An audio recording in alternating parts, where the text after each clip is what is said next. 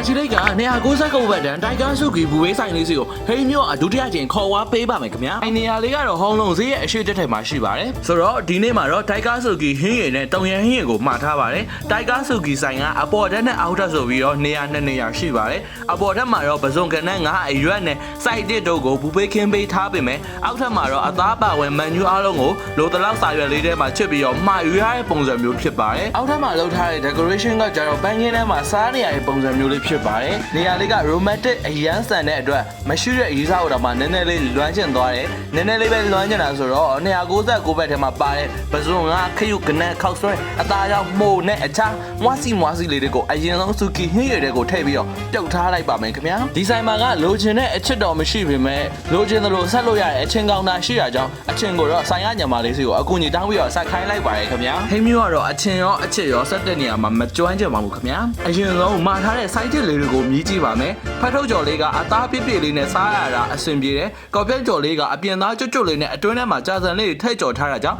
တမျိုးလေးစားလို့ကောင်းတယ်။ခေါက်ဆွဲကြော်လေးကလည်းအရသာအရင်ကြီးစိုးမနေဘူးစားလို့ကောင်းပါတယ်။ကြာစံကြိုက်တဲ့သူတွေလည်းဂျိုရီယာကြာစံတုံးလေးကိုစားကြည့်သင့်ပါတယ်ခင်ဗျာ။ဆူရှီထဲမှာတော့ပစုံဦးလေးနဲ့လှုပ်ထားတဲ့ဆူရှီကိုအကြိုက်ဆုံးပါပဲခင်ဗျာ။ဆူရှီထဲမှာဆိုရင်လည်းရွေးချယ်စရာ10မျိုးလောက်ကိုရှိပါတယ်။ဟင်းရည်လည်းပွက်လာပြီဆိုတော့ဟင်းရည်အရသာကိုမြည်ကြည့်ပါမယ်။ပစုံနဲ့ငါးတွေထည့်ပြုတ်ထားတာကြောင့်အရသာကချိုးပြီးတော့လေးလေးပင်ပင်လေးနဲ့တောက်လို့ကောင်းပါတယ်ခင်ဗျာ။မြေတော့ပင်စိုးစိတ်ကမိုးအရင်တစ်ခေါက်ကနှုတ်မာလာဟင်းရည်လေးကိုတော့ပို့ပြီးတော့ကြိုက်ပါတယ်ခင်ဗျာ။အသားလာထဲမှာဆိုရင်ကြက်မဲကြက်စင်ဝက်သုံးသက်သားဝက်ကုတ်သားဝက်လိုင်းသားဝက်သားနဲ့ဝက်သားကြောင့်ဝက်သဲဆိုပြီးရတယ်။ဒီဆိုင်ကကြက်ချရောက်ကအယိုးလို့ဆိုတော့စားရတာအလုံးမရှုပ်တော့ဘူး။ဟင်းမျိုးအသားရဲ့အမြဲလှပနေတာဘာလို့လဲသိလား။အသီးရွက်တွေအများကြီးစားလို့ပေါ့။ဟန်ဆောင်မဆောင်လေးထည့်ပြီးပြုတ်လိုက်ပါတယ်ခင်ဗျာ။အေးလေးမျိုးလည်း free ထားပြီးထားပါတယ်။အသားကြောင့်လေးတွေကတုံရန်ဟင်းရည်နဲ့တော်တော်လေးကိုလိုက်ဖက်ပါတယ်ခင်ဗျာ။ပစုံနဲ့ခနန်းကတော်တော်လေးလက်ဆက်တာကြောင့်ဟင်းရည်ရဲ့အရသာကစိတ်ဝင်ပြီးတော့ထုတ်နဲ့တော်တော်လေးစားလို့ကောင်းပါတယ်ခင်ဗျာ။နောက်ဆုံးအနေနဲ့ရေခဲမုံနဲ့ပူတင်းကိုစားပြီးတော့အစာပိတ်လိုက်ပါတယ်ခင်ဗျာ။တိုက်ကိုင်းဆူကီဆိုင်မှာ299ဘတ်နဲ့အချိန်ကန့်သက်မရှိအဝစားလို့ရတာကြောင့်